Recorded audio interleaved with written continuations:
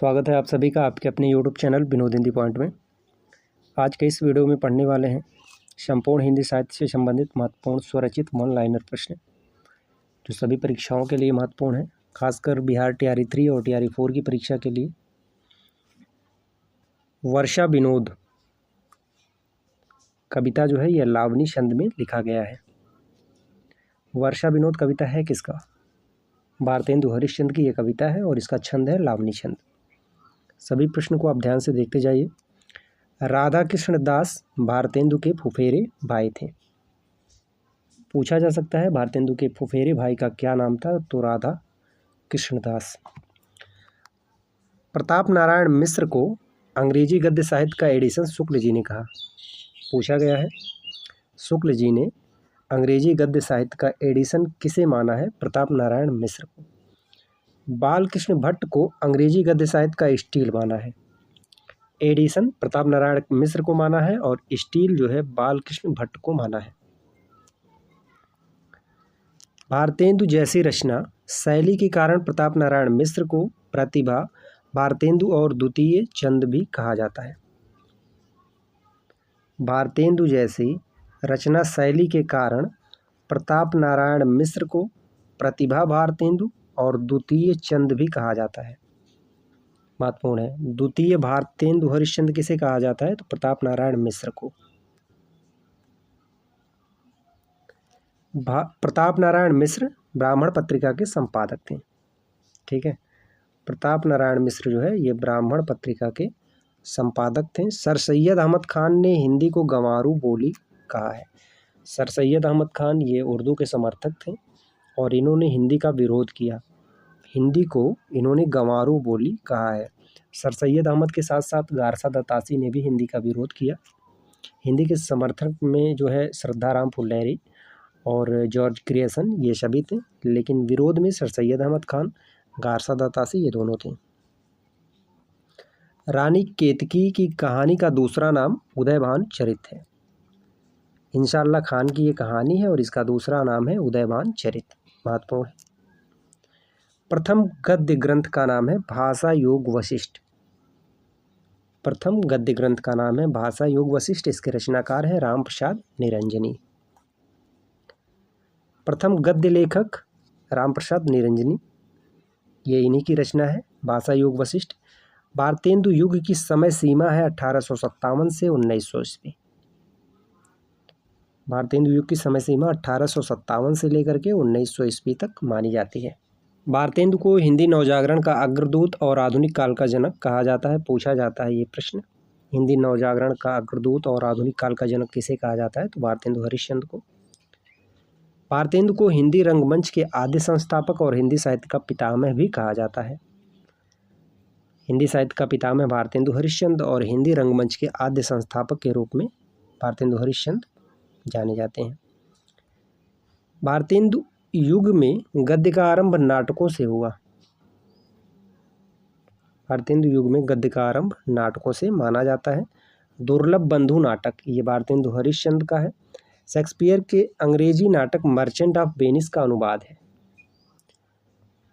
Merchant of Venice का अनुवाद भारतेंदु हरिश्चंद्र के किस नाटक से माना जाता है? तो दुर्लभ बंधु।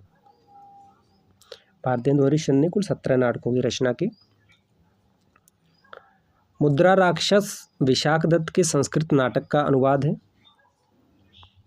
मुद्रा राक्षस जो है ये विशाख दत्त के संस्कृत नाटक का अनुवाद है। विद्या सुंदर नाटक संस्कृत के चौर पंचाशिका का अनुवाद है। ये भी प्रश्न पूछा जा सकता है। भारतेंदु हरिश्चंद्र का कौन सा नाटक जो है चौर पंचाशिका का अनुवाद है? तो विद्या सुंदर। विद्या सुंदर नाटक जो है ये चौर पंचाशिका का अनुवाद माना जाता है। पाखंड विडंबन नाटक संस्कृत के तीसरे अंक प्रबोध चंद्रोदय का अनुवाद है। पाखंड विडंबन नाटक जो है संस्कृत के तीसरे अंक प्रबोध चंद्रोदय का अनुवाद है। विशस्य विस्मौषधम एक भाण नाटक है, ये भी पूछा गया है। भारतेंदु हरिश्चंद्र का कौन सा नाटक भाण है? तो विशस्य विस्मौषधम। भारत दुर्दशा एक नाटक रासक है। भारत दुर्दशा जो नेट के पाठ्यक्रम में लगा हुआ है यह नाट्य रासक है। बंगवासी पत्र को भाषा गढ़ने की टकसाल कहा जाता है? बंगवासी पत्र को भाषा गढ़ने की टकसाल कहा जाता है। खड़ी बोली के लेखकों को जगन्नाथ दास रत्नाकर ने हठी और मूर्ख कहा है। पूछा जा सकता है, खड़ी बोली के लेखकों को हठी और मूर्ख किसने कहा है? तो जगन्नाथ दास रत्नाकर ने। भारतेंदु साहित्य जनवादी साहित्य, ये कथन किसका है? रामविलास शर्मा का। खड़ी बोली को साधु भाषा किसने कहा? भारतेंदु हरिश्चंद्र ने। खड़ी बोली को साधु भाषा कहने वाले हैं भारतेंदु हरिश्चंद्र, और भारतेंदु साहित्य जनवादी साहित्य है, ये कथन है रामविलास शर्मा का। अब कुछ महत्वपूर्ण कथन पढ़ते हैं। समूचे भारतीय इतिहास में अपने ढंग का अकेला साहित्य, इसी का नाम भक्ति साहित्य है, ये कथन है हजारी प्रसाद द्विवेदी का। भक्ति साहित्य के संदर्भ में इन्होंने ये कथन कहा है, समूचे भारतीय इतिहास में अपने ढंग का अकेला साहित्य है, इसी का नाम भक्ति साहित्य है। अगला कथन है, कबीर की रचना में कितने रंग हैं? अक्कड़ समाज चेता का, कटुकित्तार का एकदम भाव विभोर होकर आत्मसमर्पण का, गहरी रहस्य चेतना का, इतना वैविध्य कम रचनाकारों में मिलेगा, ये कथन है रामस्वरूप चतुर्वेदी का। कबीर के संदर्भ में इन्होंने ये कथन कहा है। ऐसे ज़्यादातर कथन आचार्य रामचंद्र शुक्ल, बच्चन सिंह, हजारी प्रसाद द्विवेदी के पूछे जाते हैं। पराजय के बाद व्यक्ति या तो अपनी आध्यात्मिक श्रेष्ठता दिखाना चाहता है अथवा विलास में डूबकर पराजय को भूल जाना चाहता है। भक्ति आंदोलन का स्रोत पहली मनोवृत्ति है, ये कथन है बाबू गुलाब राय का। तुलसी ने अपने किस ग्रंथ को अखिल ज्ञान का सार कहा है? वैराग्य संदीपनी।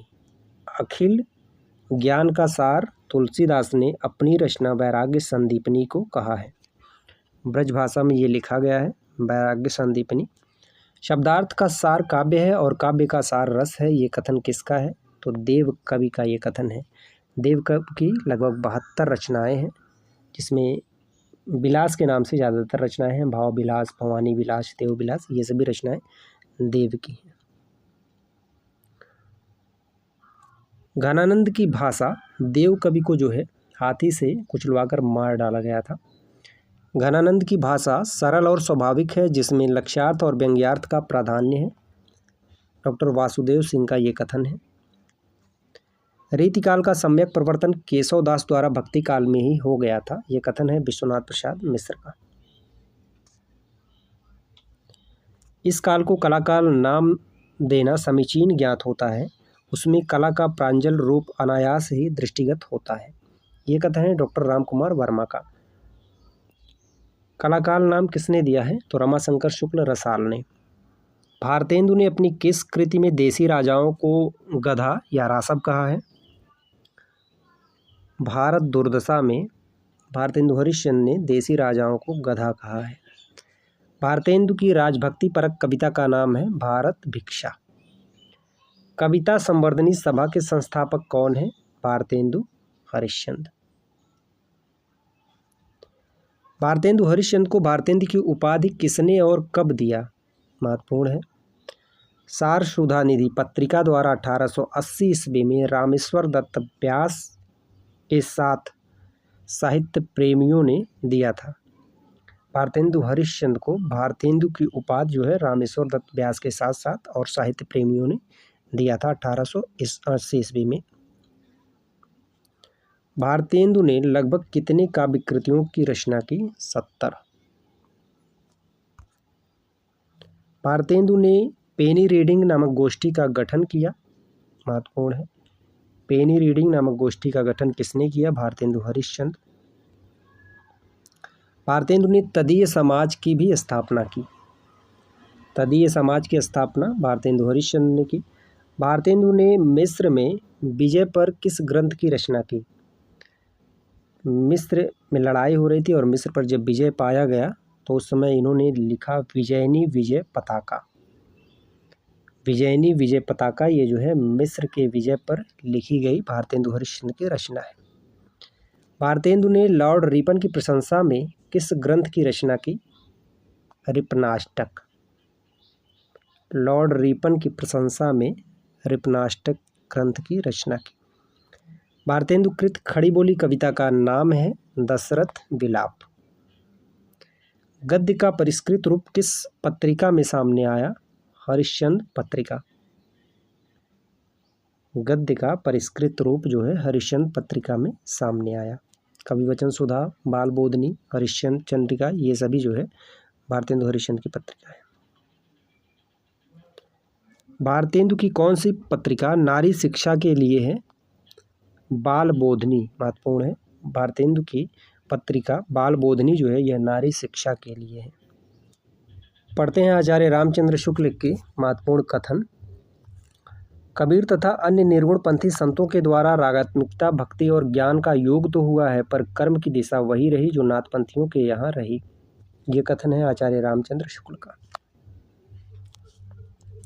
अगला कथन है, अपने पौरुष से हताश जाति के लिए भगवान की शक्ति और करुणा की ओर ध्यान ले जाने के अतिरिक्त दूसरा मार्ग ही क्या था? ये कथन है आचार्य रामचंद्र शुक्ल का। महत्वपूर्ण कथन है सभी। प्रतिभा उनमें बड़ी प्रखर थी। आचार्य रामचंद्र शुक्ल ने कबीर के संदर्भ में ये बात कही है। प्रतिभा उनमें बड़ी प्रखर थी। भक्ति धर्म का रसात्मक रूप है, ये कथन है आचार्य रामचंद्र शुक्ल का। पूछा गया है, भ्रमर गीत सूर साहित्य का मुकुट मणि है। आचार्य रामचंद्र शुक्ल का ये कथन है। भ्रमर गीत सूरदास का है और इन्होंने जो है सूर साहित्य का मुकुट मणि बताया है।